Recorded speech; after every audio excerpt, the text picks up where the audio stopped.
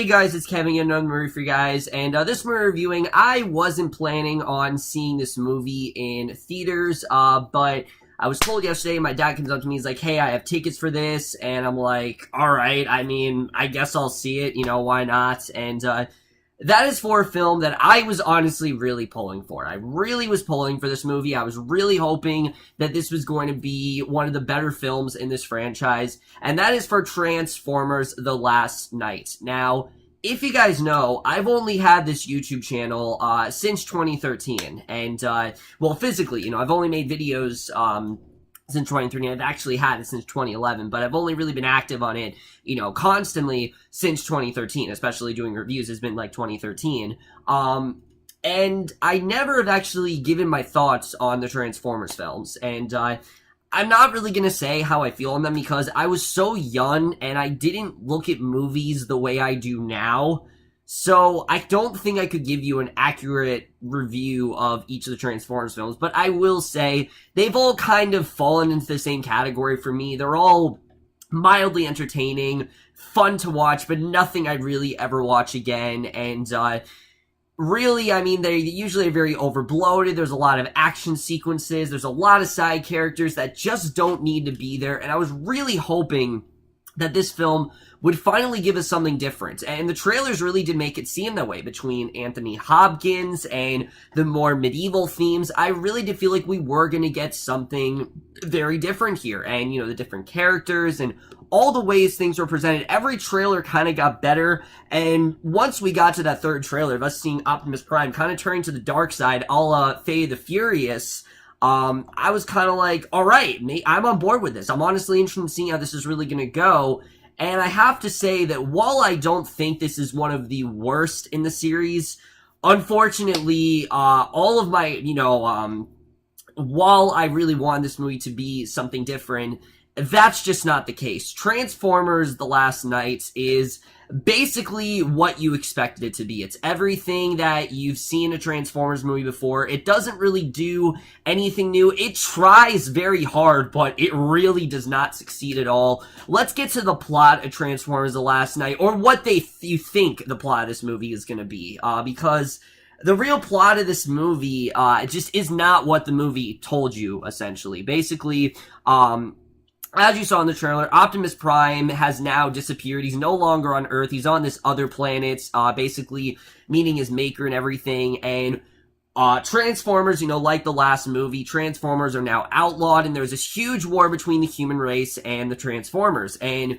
Cade Yeager, from the last movie, he forms an alliance with Bumblebee and a couple other characters, and basically learns a few secrets that shows how he and this other girl, Vivian, may be the saviors to protect the world from, completely being destroyed, and that's the basic plot of the film. But let's just get into this movie, starting off with the cast. So when it comes to the Transformers movies, acting is never really something that people talk about, and that's because it's not exactly noticeable. A lot of these actors are just kind of thrown in here because Michael Bay thinks they're talented, or that he thinks it's going to make the movie money, and that's very much the case here. We do have a lot of talent in this film, but a lot of these characters are just not as good as the movie thinks they are. Let's talk about Mark Wahlberg, because I didn't see the last movie, Age of Extinction. I meant to watch it, but for some reason, I never got around to watching it, and I have to say, while I do think he does a good job in this movie, I will say I think he did overall give a good performance as Cade Yeager. The character of Cade Yeager is just so bland, honestly. Yes, he's an inventor, but that's really all you need to know, and I'm not that upset that I didn't watch the last movie, because there's not really a ton going on with him in this movie. He's just kind of an inventor. He's doing different things with Transformers. He literally uses one to help him open Bud Light. He's trying to give, Bumblebee a voice and things like that, and, beyond that, you got his teenage daughter who's now off in college, and they try to give him some genuine moments with that, but unfortunately, it's not that interesting, and it's not really anything that I found to be, unfortunately, I didn't really find it to be all that compelling. I didn't think it was really all that interesting, and the movie really tries to get you to care about their relationship, but unfortunately, I just didn't, because there's not many reasons to care. I mean, there's a couple scenes in talking about him texting his daughter and her being away, but I just didn't care enough, and his character is just not that interesting. He's just a regular hero who, you know, he's good at what he does, and he's tough and everything, and he's badass in some scenes, but there's just not much to him as a character, and I really do feel the movie honestly could have serviced the film more if they would have given him more development, because the movie spends so much time with him. You would think they give him a lot of character development, but they just don't, and that very well kind of gives you a rundown of how most of the actors in this film are. Now, the one thing that really honestly had me excited for this film was Anthony Hopkins. While I know that Transformers typically will take someone who's really famous and give them a lot of expository dialogue, having Anthony Hopkins, especially him coming off of Westworld, I was really hoping they'd do something different, and like maybe he would actually have a genuinely really compelling plot, and unfortunately, nope, he's just there to give expository dialogue, and that's really it. He's just there to state things throughout the movie and explain how all this complicated history works between the Transformers and medieval times, and it's just a bunch of mumbo jumbo, and I have to say, I mean, Anthony Hopkins is better than this, and, you know, he's not nearly in the movie as much as you think, and there is a thing that happens to him, later, there's a thing that happens to him later in the film, unfortunately, and it's not really all that effective. I just didn't really care that much for his character, honestly. I didn't really think he was that great, and, I thought, you know, he gave a good performance. Like, he's Anthony Hopkins, obviously, you know, he gives a good performance and everything, but I just didn't feel like he really, had much to do in this film. Like I say, he's just there to kind of just say expository dialogue. I felt they could have given him a lot more to do, and I was definitely quite disappointed, because I was really hoping this character to be something different and interesting, but no, it's just like a John Turturro or a Stanley Tucci, where he just didn't really need to be here. He's just kind of here because he's Anthony Hopkins, and there's not really much else besides that, unfortunately, and I really was hoping they do more, but unfortunately he was delegated to what I hoped he wouldn't be, which is just kind of a character that's just there for plot reasons, and I was definitely disappointed by that.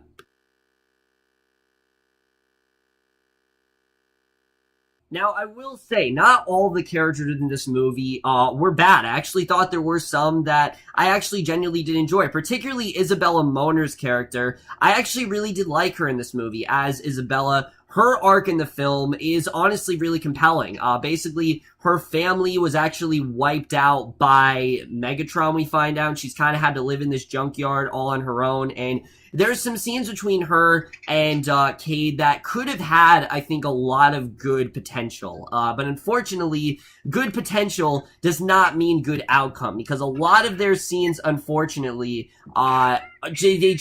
there's not enough with them. I needed more with their relationship. And I really felt, again, because the movie's very long runtime, they could have focused more on their relationship. How she kind of wanted to be his, you know, second daughter because his daughter's off to college, and they could have done a lot more with that, but we only have about 3 scenes of them really getting close, and literally the second scene we see them together, they're already acting really close, and I didn't really understand that, and unfortunately, she's not in the movie that much, in the second act of the film. She's actually not cut out of the film completely, but she's put to the side for this other character that's not nearly as interesting, named Vivian, played by Laura Haddock, and she is the Megan Fox of the film, where she's there to be attractive and things like that. Now, I will say they did attempt to do more with her. Like, she's not just there to be attractive. She actually does have an interesting backstory, but they don't do much with her, and especially with Cade. They could have had some really good character development with them, but they just didn't do enough. Anytime it seems like they're going to have character development with these characters, they just don't really do much with that. Jerrod Carmichael shows up at one point as Jimmy. He's kind of just like the silly, he's just kind of there for comic relief and things like that. And again, the problem is none of these characters really did anything that interesting. None of these characters really had that character development that I was really hoping for. And I know it's silly to want that in a Transformers film, but this far into the series, you would really think the series would be doing something different, and maybe they would change it up a little bit, because, people have been complaining, and sure, the movies do make money, but they should change it up at some point. And I really did feel like they were going to do something a little bit different here, but unfortunately they didn't. And that was really the main thing that led me disappointed, is that you had a lot of actors here that really could have had a lot more to do, but unfortunately just didn't do what they could have done with them. And unfortunately they're just kind of there just to be fun and just for plot reasons, and they didn't have the character development that I really think they could have, would have made the movie better. And unfortunately, that's one of my main problems with the film. So now let's get to the directing and the writing, because I've already talked about all the acting. There's a lot of other characters I really could talk about, but I'm not going to get into it. Let's talk about Michael Bay's directing, because holy shit, I mean, you would think this far into the series that Michael Bay would get it. He's every film, it's like, oh, he's leaving, this is his last one, he's not doing it anymore. If I heard correctly, this is his last one. This is the last one he's doing, and then it's going to go to another director. I don't know if that's ever really going to happen. I really don't know. They've said it for like 3 films now, and I don't know if that's actually ever going to happen, where he'll finally give it to someone else. But Michael Bay just does not learn. I have to say, he doesn't learn. He doesn't know what to do in terms of tone. The movie is so jumbled. It's trying to be like 500 things. Sometimes the movie is just a sweet story between Cade and Isabela, where it's them trying to become closer and trying, her, trying to make a home for herself with these, Autobots and things like that. Sometimes it's this, like, war epic where you have this incredible scene in the beginning of the film, which was so rushed and, out of place, where it's like this medieval epic, and it just doesn't fit in there at all. Sometimes it's this really lighthearted comedy with, some really ridiculous characters. Sometimes it's a romance film. I mean, it's so jumbled, and every film really has been this way, and you would think by now he really would learn, but he just doesn't. And the comedy especially, really feels out of place, I have to say. There were a lot of times here where I'm like, why is this here? Why are we supposed to be laughing when something really dramatic is happening? It seems that Bay, cares more about entertainment than he does about actual stakes. And yeah, I know it's like, oh shit, that's kind of obvious at this point, but that's his main problem with the film, is that he cares more about, entertaining an audience and keeping them, keeping it enjoyable than actual emotional stakes. And that's the real problem, I think, with this film, is that there are so many characters that I should care about, and that I should feel like, oh, I'm worried about this character, or I'm, when something bad's gonna happen, I'm worried about them.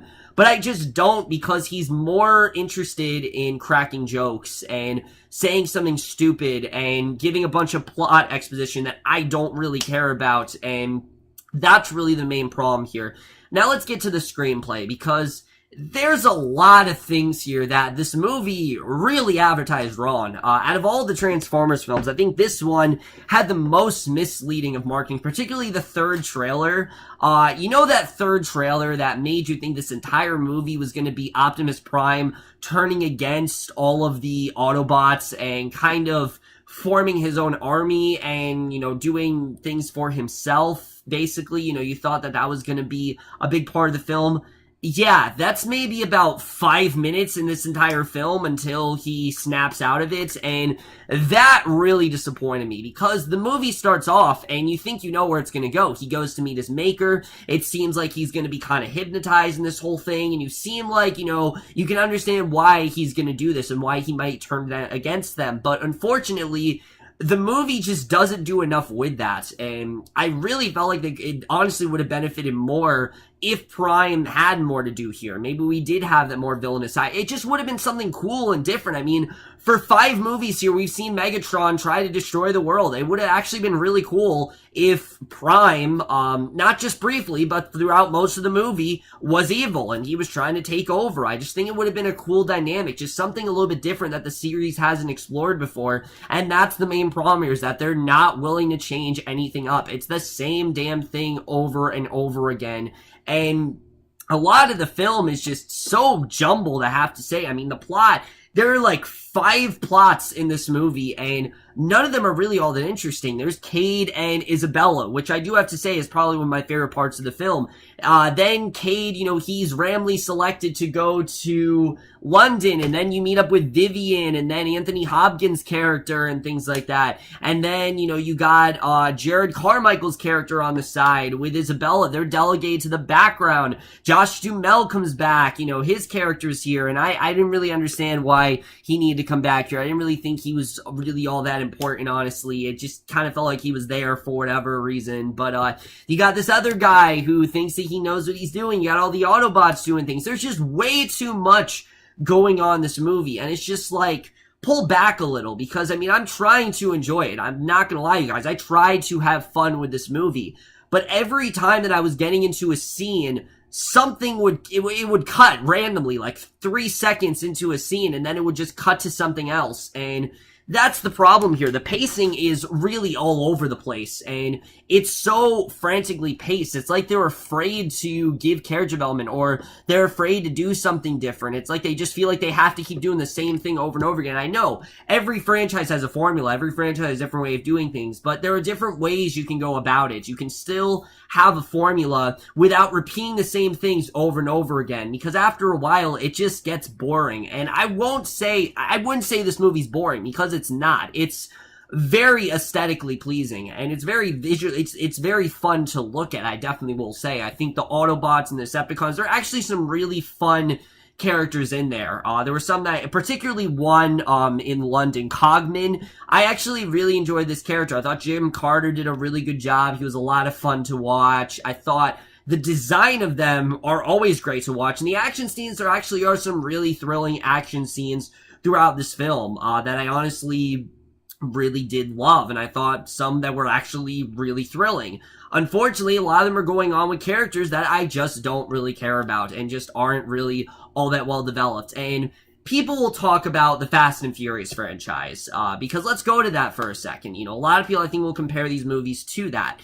The difference with those movies is that they're not meant to be taken all that seriously. They know that the franchise is ridiculous. They know that they're more just supposed to be fun, entertaining films, and that's why that's exactly what they are. But they do something different. They're not the same thing every movie. They try to change up the formula and things like that. And again, they know they're ridiculous. Transformers hasn't really figured that out yet. They don't really know what tone they are, because they don't have an established tone. It's all over the place, and that's the main problem when it comes to these films, is that they're just kind of the same things. And you have things in here that I have no idea why it's here. John Turturro is in this movie, and I have no idea why he's here. He doesn't do anything. He makes a call randomly to like join in, and then he just kind of disappears from the face of the earth. And I don't know why, but he just kind of disappears in this movie. And I know he's been in every film, but it's just getting old. Why do we need John Turturro in these films? He's a great actor, but he's so much better than these films, and I don't know why he's continually wants to be in these movies. I get it that they're making him a lot of money, but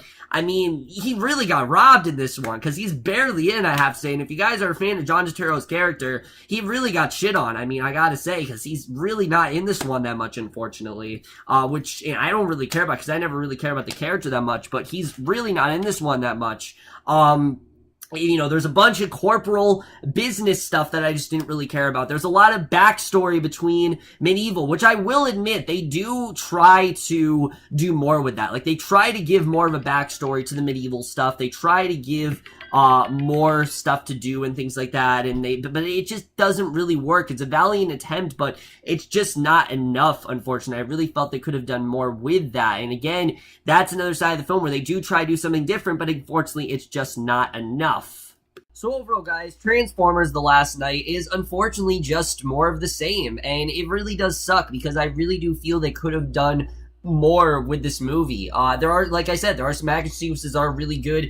The final fight, even, I think, is pretty good. Even some of the backstory is interesting, and the idea of Transformers, no longer being considered, now being considered a threat, and even, like, prisoners, and, they want to now, turn against the humans, things like that. There's some really good ideas sprinkled throughout this movie. The character of Vivian, even the whole thing with, someone as dull as, Mark Wahlberg's character, him trying to reconnect with his daughter, if they would have done more with it, it honestly could have been something really emotional, maybe give some really good emotional stakes. But unfortunately, Michael Bay's just not interested in a genuine story. He's more interested in, let's just give the audience spectacle and big action scenes, and let's have characters say racist jokes, and let's have really ridiculous exposition scenes, and let's confuse the audience. Let's not care about things that actually make a movie interesting. And you'd really think by now he would try to change it up, but unfortunately,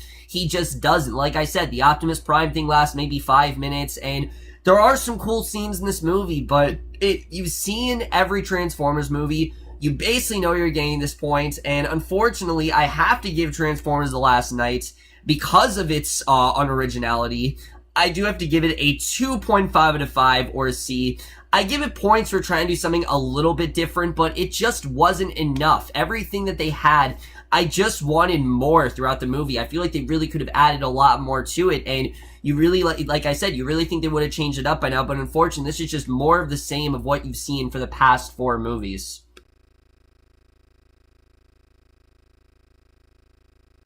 So overall, guys, my review of Transformers The Last Knight. Let me know what you guys thought of this movie overall. Loved your thoughts on it. Again, I wasn't planning on seeing this in theaters. The 3D was good, I will say that. The action was definitely really good, but the editing was headache-inducing. It's some of the choppiest stuff I've seen in a while, and unfortunately, it just wasn't, I think it could have been something really good, and it just wasn't.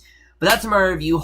But that's it for this video. Hope you guys enjoyed it. I will see you guys in my next video, which I know I did this in the middle of all those Better Call Saul reviews. I'm going to continue to do those. I was hoping to get all of those out today, but unfortunately, I'm probably not going to be able to do that till tomorrow, because there's obviously no way I can do that tonight. But I will see you guys for that. Okay, bye.